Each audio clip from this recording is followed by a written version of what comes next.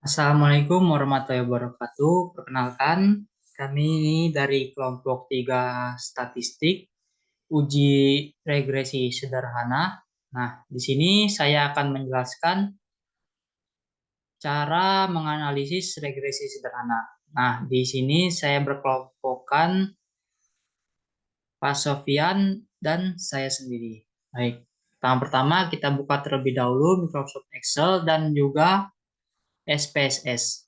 Nah, di sini data X ini punya Persepian kematangan karir, dan data Y ini merupakan data saya sendiri yaitu perilaku agresif. Kita copy kedua ini ke bagian SPSS di bagian variable view. Nah, ini dia data X dan data Y. Nah, untuk analisisnya sendiri langsung saja kita lakukan analisis. Kita pilih menu analyze, lalu ke bagian regresi dan menuju linear. Nah, di bagian sini kita kembalikan dulu ya, teman-teman. Nah, untuk variabel X, kita masukkan ke bagian independen. Dan untuk variabel Y, kita masukkan ke kolom dependen. Nah, jika kedua ini sudah kita lakukan, kita langsung pilih saja OK. Nah, ini dia output dari analisis tadi. Nah, untuk melakukan uji regresi sederhana, kita menggunakan 3 kolom ini. Model summary, ANOVA, dan coefficient. Nah, langsung saja ya teman-teman kita masuk ke Word saya. Nah, di sini terdapat konsep dasar regresi sederhana. Yang pertama yaitu analisis regresi bertujuan untuk mengetahui ada atau tidaknya pengaruh variabel independen terhadap variabel dependen. Untuk selanjutnya ada beberapa macam analisis regresi. Di antaranya yaitu analisis regresi sederhana. Selanjutnya, regresi sederhana digunakan ketika jumlah variabel independen cuma 2 variabel. Selanjutnya, ada beberapa uji syarat yang harus terpenuhi sebelum melakukan analisis regresi. Di antaranya yaitu lolos uji normalitas, uji heteroskedastisitas, uji linearitas, dan uji autokorelasi. Dan yang terakhir, skala yang digunakan dalam regresi sederhana yaitu interval atau rasio. Baik, langsung saja kita masuk ke analisis yang pertama, yaitu analisis output coefficient determinasi. Nah, kita cek dulu ya, teman-teman. Nah, ini dia model summary-nya 11, 231, dan 43. Dan untuk R-square-nya 0, 0, 0. Baik, langsung saja kita masuk ke analisisnya. Nah, diketahui jika nilai R-square sebesar 0,000,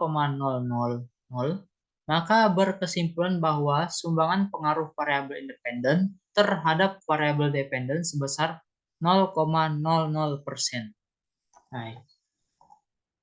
Nah, untuk uji yang selanjutnya yaitu uji F, kita menggunakan kolom ANOVA. Di output tuh di sini, di bagian ketiga kolomnya, teman-teman. Nah, langsung saja kita analisis.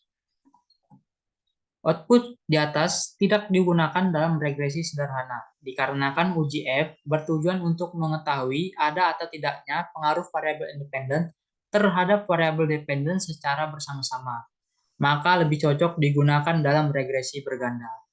Nah, karena analisis kami dan Pak Sofian variabelnya 1 dan variabel X-nya 1 dan variabel X-nya variabel Y-nya 1, maka kami tidak menggunakan regresi berganda.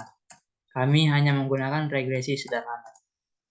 Nah, untuk yang terakhir ada uji T. Di bagian output, kolomnya yang terakhir. Kolom convention atau urutannya yang keempat.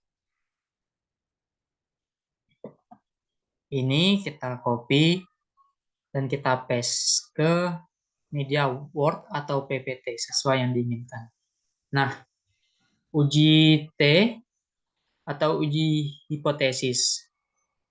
Analisisnya diketahui nilai sig variabel independen sebesar 0,008, lebih besar dari 0,05. Maka berkesimpulan variabel independen tidak berpengaruh signifikan terhadap variabel dependen.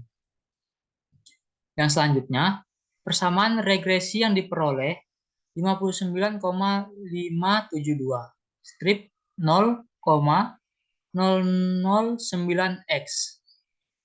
Analisis yang selanjutnya, nilai konstanta yang diperoleh sebesar 59,572. Maka bisa diartikan bahwa nilai variabel independen bernilai 0. Maka variabel variabel dependen bernilai 59,572. Baik, teman-teman. Itu saja materi regresi sederhana dari kelompok 3. Terima kasih, teman-teman semua.